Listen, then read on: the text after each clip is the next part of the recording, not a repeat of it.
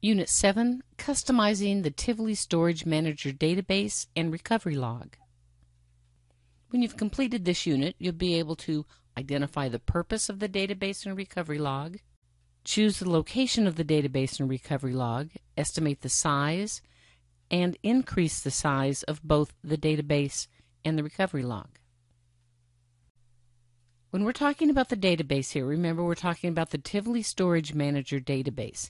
This is where all of the server information is kept and all the information about your client files. The recovery log is there to ensure consistency of the database. This is in case you need to recover your database. You'll need the recovery logs.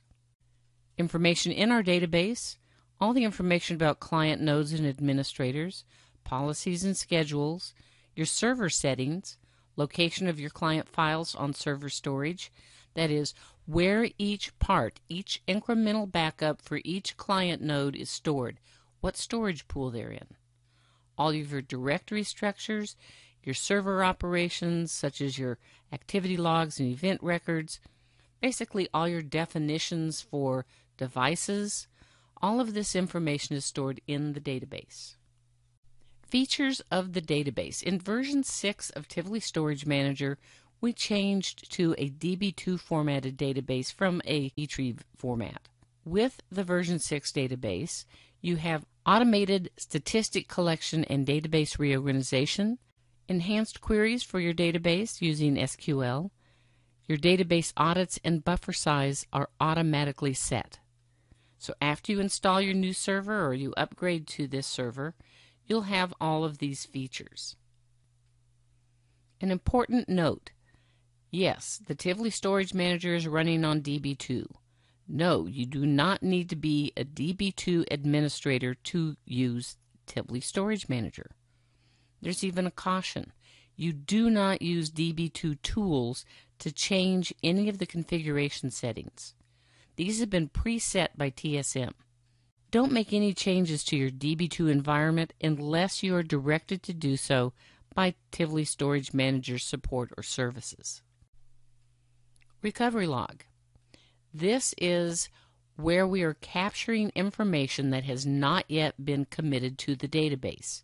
You're going to use your recovery log if you need to recover your database. The two required logs are the active log and the archive log. The two optional logs are the active log mirror and the archive failover. The active log is going to store all of the latest transactions that haven't been committed. So your active log will have the most recent information. Your archive log, it's going to be a closed and stored copy of previous active logs. The archive log is going to hold the previous versions of your active log until your database is backed up. Once you do a full database backup, the archive log will be purged. The archive failover is the space you have in case the archive log grows too large.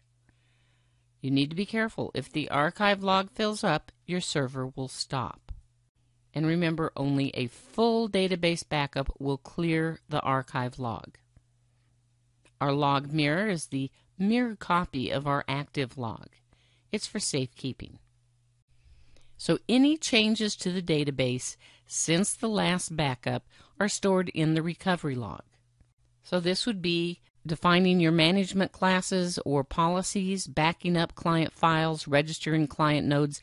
These are some of the activities or transactions that would be held in the recovery log.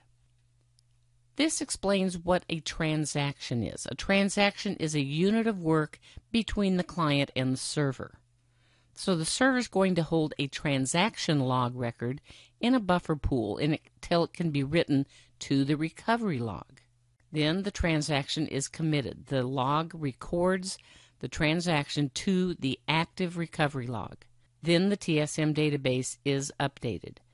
There's a server option called Transaction Group Max. This is an option that by default is set to 4096 objects. You can adjust this if you need to. To monitor your database and recovery log, you can use the query commands: query database space. Format equals detail gives you more information. You can query the log, and you can also issue the DSM-serve display log command from your operating system prompt or command line. Here's an example of the query option command. This is going to tell you what options you have set up in your server options file. That's your dsmserve.opt file. You'll notice we have our active log size, the log directory, the archive directory. So anytime you'd like to change the location of your active or archive logs, you just edit dsmserve.opt.